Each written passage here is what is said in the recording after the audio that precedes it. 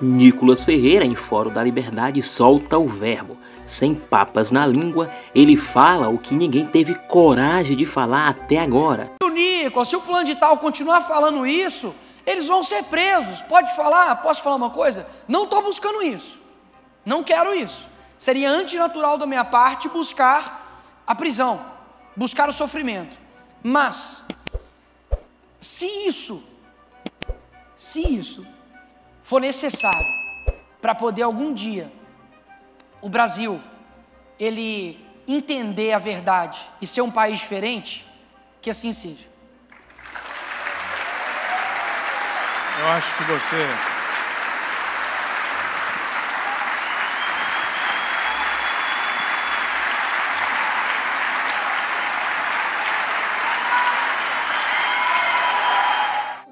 Cada um assim tem um início. Eu não acho que há uma fórmula para entrar na política. Alguns começam com o Grêmio Estudantil, outros começam a se envolver no DCE da universidade, outros começam no partido político. Eu não comecei em nenhum desses.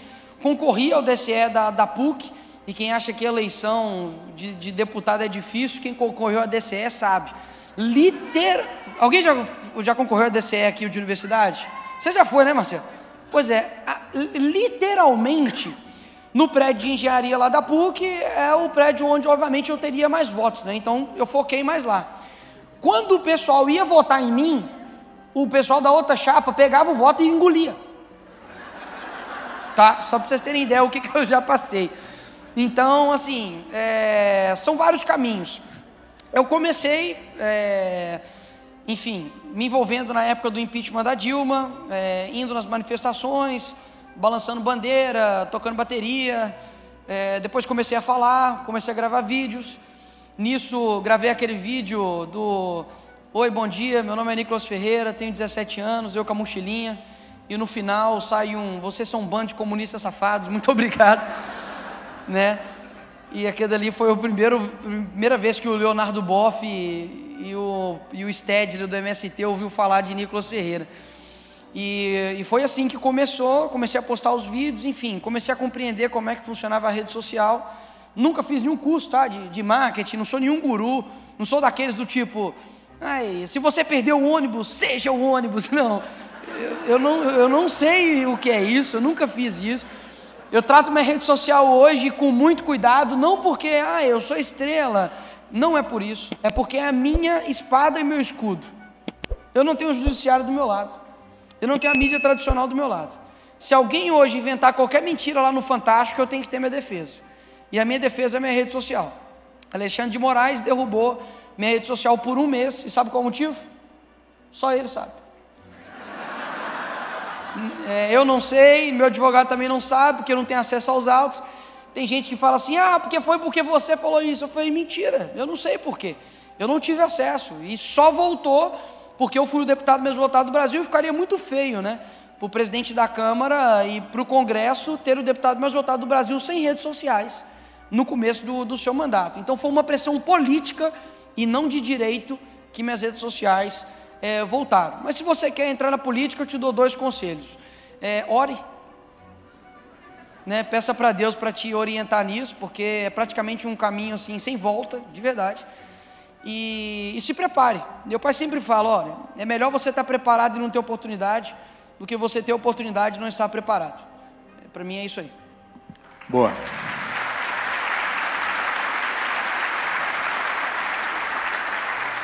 Olha, tem algumas perguntas que eu vou tentar aqui juntar, que querem tratar dos chamados bastidores do poder, né? Essa vivência que você tem, os parlamentares têm dentro do ambiente político, para que as pessoas possam ter acesso a um pouco àquilo que elas não têm acesso na mídia, né? Esses bastidores. Então eu vou pegar 2 exemplos aqui que estão misturados aqui. O primeiro aliás, aproveitando que, como você é uma pessoa que tem uma interlocução muito boa, fala muito bem, tem um conhecimento de muitos temas, você aprendeu a ler e a interpretar, né? Então a primeira coisa é o tema da educação. Então eu queria que você comentasse não só como foi a sua, pessoalmente, mas como é a tua atuação, que é muito intensa. Você foi presidente da Comissão de Educação agora e teve uma experiência, eu inclusive acompanhei, porque eu estive lá com o pessoal do De Olho no Material Escolar, que é uma instituição muito interessante, muito importante, que está tentando transformar o conteúdo do material e, muito mais do que isso, levar as crianças e adolescentes para ver a atividade do agronegócio brasileiro e o que isso tem a ver com a vocação do país, né? Você incorporou rápido essa mensagem, está trabalhando junto e presidiu a comissão. O fato é que é o seguinte, nos bastidores do poder, o que a gente sente e percebe é que tem muito pouca gente realmente dedicada à educação no Congresso. Fala-se muito do tema, mas quando você vai buscar quem realmente está entendendo o que está acontecendo na educação brasileira, tem uma meia dúzia, em 513 tem uma meia dúzia. Então, os bastidores do poder para esse tema, e se for muito comprida a pergunta, mas ela tem o outro, bastidores do poder, para uma coisa mais crônica na história do Brasil e na nossa construção nacional, que é por que é tão difícil a gente trazer as práticas do livre mercado, da concorrência, também do ponto de vista liberal, para o funcionamento da economia brasileira. Quando a gente entra, por que é tão difícil? Por que o patrimonialismo é tão intenso? Porque a gente sabe historicamente, mas o que você vê nos bastidores, nos personagens que estão à sua volta ali, tanto para a educação quanto para a liberação da atividade econômica, onde é que estão os entraves? Muito comprido, desculpe. Mas não, tranquilo.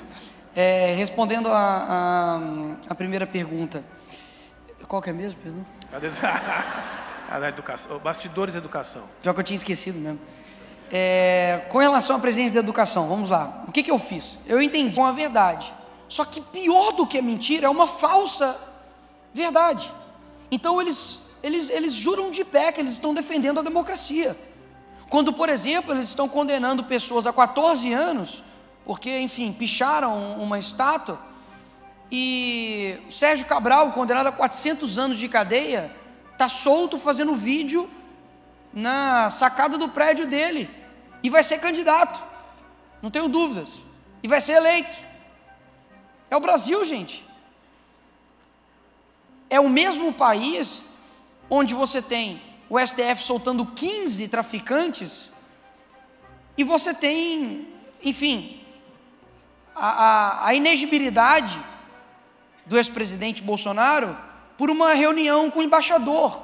Mais uma vez, você não precisa gostar dos personagens dessa história, você não precisa ter apreço, mas um ponto não estamos vivendo em uma normalidade democrática. Quem não atesta isso, para mim, não tem caráter. Ou está se beneficiando disso de alguma forma, ou, de fato, é uma ignorância de um nível que ultrapassa a minha capacidade de compreender. Porque como é possível você ter uma corte onde o Dino, tempos atrás, estava decidindo sobre contratos de cemitérios em São Paulo? O que o juiz da Suprema Corte tem a ver com contratos de licitação de cemitério em São Paulo? Por que o juiz está dando opiniões políticas? Como você para isso? Eu confesso, como você para isso, entre aspas, ser uma ruptura democrática? Porque se eu chegar e falar assim, olha, para mim, eu, Nicolas, tá? Hipoteticamente, STF. Hipoteticamente eu falasse, para mim deveria ser dissolvido o STF e todo mundo que entrasse lá deveria ser por concurso público. E aí? É utópico? Óbvio. É utópico. Ou melhor, o presidente, né, os ministros que atestaram, que cometeram crimes, que violaram, né, as suas competências, o presidente do Congresso Nacional deve pautar o seu impeachment no Senado Federal. Sabe quando? Calma, não se animem. Tem 200 anos que um presidente não pauta isso. Sabe quando isso irá pautar? Talvez quando a gente tiver 2/3 do Senado. 2026 é logo ali, e eu espero que o Rio Grande do Sul pelo menos faça um. pelo menos um. Pelo menos um. Muito bem. Onde a impunidade ela reina e ela vale a pena. Afinal de contas, um condenado em 3 instâncias, agora é presidente da República, você percebe que a balança está completamente desbalanceada. E um caminho de pacificação é de fato anistiar essas pessoas.